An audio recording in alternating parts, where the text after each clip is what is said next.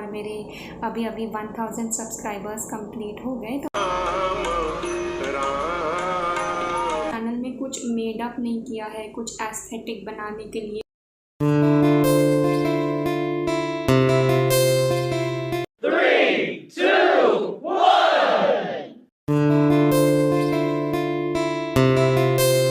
Hello everybody, जय जय Shri Sitaram and welcome back to a new study vlog of UPSC and life। राजा राम राम राम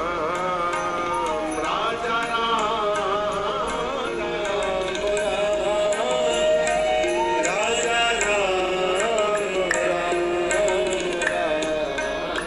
राजा राजा राम। तो यही थी मेरी दिन की शुरुआत। आज है 6 जुलाई और दिन की शुरुआत हुई थी मेरी राम कथा सुनकर। राम कथा सुनी मैंने और ब्रेकफास्ट किया लाइट सा। उसके बाद अब मैं बैठी हूँ पढ़ाई करने। आज से मैंने अपने डेली टारगेट्स पीसीएस और यूपीएससी दोनों के अकॉर्डिंग बनाना शुरू कर दिए हैं और टाइम शेड्यूल भी अपना अब फिक्स कर लिया है। आफ्टर प्रीलिम्स अब मैं अपना रूटीन फिक्स कर पाई हूँ।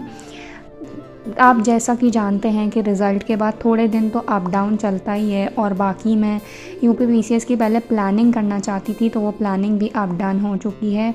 मेरा एक बैच भी स्टार्ट हो गया है तो उसी के अकॉर्डिंग अब मेरे टारगेट्स भी बनना स्टार्ट हो गए हैं। तो आज के टारगेट्स बनाकर मैं बैठ गई थी अब पढ़ने। आज से मैंने स्टार्ट किया है मॉडर्न हिस्ट्री और उसका फैक्चुअल पार्ट्स का रिवीजन और लर्निंग जो मुझे नहीं लर्न है वो लर्न करूँगी, रिवीजन करूँगी बाकी पार्ट्स का, यही सब शुरू किया है। तो एक तो इस टाइम एक तो मौसम का इतना ऊपर नीचे है, कभी ठंडा मौसम हो जाता है फिर ह्यूमिड हो जाता है। उसकी वजह से आज सुबह ही मुझे फ़ीवर आ गया था तो मेरी दिन की शुरुआत भी थोड़ी लेट हुई थी और शुरुआत भी थोड़ी एक्टिव नहीं हो पाई थी। बहुत वीक शुरुआत थी क्योंकि मुझे वीकनेस बहुत फ़ील हो रही थी फ़ीवर की वजह से। तो जैसे तैसे राम कथा सुनी मैंने, थोड़ा मेंटल पीस लगा मुझे। उसके बाद अब मैं पढ़ने बैठ पाई हूँ। और इसी के साथ साथ मैंने ये भी सोचा है कि मैं जो जो टारगेट्स अपने पीसीएस के लिए बनाऊंगी और कंप्लीट करूंगी वो यहाँ पर अपडेट करूंगी। तो जिसे थोड़ी मुझसे गाइडेंस चाहिए थी या मुझसे डायरेक्शन चाहिए था वो मेरे साथ साथ उनके भी टारगेट्स कंप्लीट हो जाएंगे। जो अपने खुद के बनाते हैं कोई बात नहीं, ऑल द वेरी बेस्ट। आप अपने टारगेट्स अच्छे से कंप्लीट करते रहिए।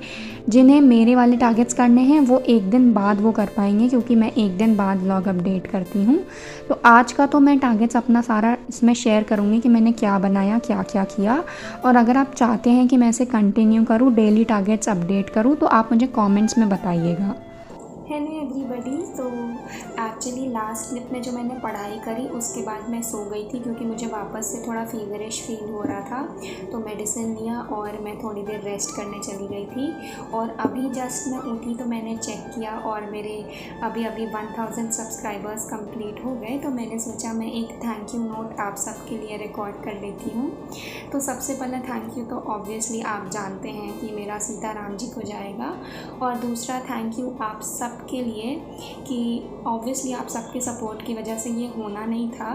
और वेरी फ्रैंकली स्पीकिंग मैंने ये यूट्यूब बस एक शौक की तरह स्टार्ट कर दिया था क्योंकि मैं हम कभी भी ऐसे मोनोटोनस लाइफ नहीं जीती हूँ। आई नो पढ़ाई है, बहुत बड़ा टास्क है, बट मैं हमेशा से थोड़ी मल्टीटास्किंग टाइप की रही हूँ। मैं अपने आप को 2-3 चीज़ों में इन्वॉल्व करके रखती हूँ जिससे मुझे फ्री टाइम में मैं ओवर थिंक ना करूँ चीज़ें। तो मेरा पढ़ाई के टाइम के बाद जो टाइम बचता था मैं उसको कहीं ना कहीं इन्वेस्ट करना चाहती थी और इसी वजह से मैंने ये यूट्यूब स्टार्ट किया था। बट मैंने कभी भी ये इमेजिन नहीं किया था कि इतनी जल्दी मेरा इतना अच्छा चैनल ग्रो कर जाएगा। मैंने बस कभी भी इस चैनल में कुछ मेडअप नहीं किया है कुछ एस्थेटिक बनाने के लिए, डेकोर और ये सब मैंने कभी कुछ नहीं किया है। जो मेरा नॉर्मल लाइफस्टाइल है, मैं उठती हूँ, पूजा करती हूँ, खाना बनाती हूँ, पढ़ाई करती हूँ, जैसे जो मेरा नॉर्मल लाइफस्टाइल है मैंने हमेशा आप सबके साथ वही शेयर किया है। तो इतना मैंने इमेजिन नहीं किया था कि मेरा चैनल इतना ग्रो करेगा, मेरे कभी 1000 सब्सक्राइबर्स होंगे, ऐसा मैंने कुछ नहीं सोचा था। Very frankly speaking, honestly speaking, मैंने ऐसा कुछ नहीं सोचा था। बट आप सबका इतना सपोर्ट मिला है और बहुत बहुत ग्रेटफुल हूँ मैं उस चीज़ के लिए।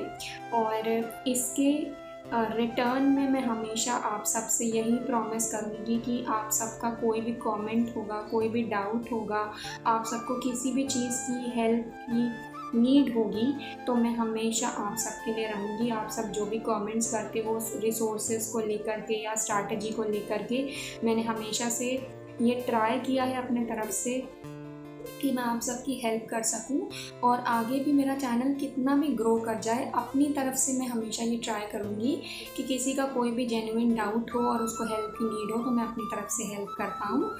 तो बस इसी के लिए मैंने ये क्लिप रिकॉर्ड किया, आपको एक थैंक यू नोट देने के लिए। Thank you very much for supporting me. And आज तक मतलब टच वुड मुझे कभी भी कोई इतने क्या बिल्कुल भी नेगेटिव कमेंट्स नहीं आए हैं। हमेशा सबने मुझे बहुत ज़्यादा सपोर्ट किया है, मोटिवेट किया है, पॉजिटिव कमेंट्स करे हैं। सभी चीज़ों के लिए बहुत बहुत थैंक यू।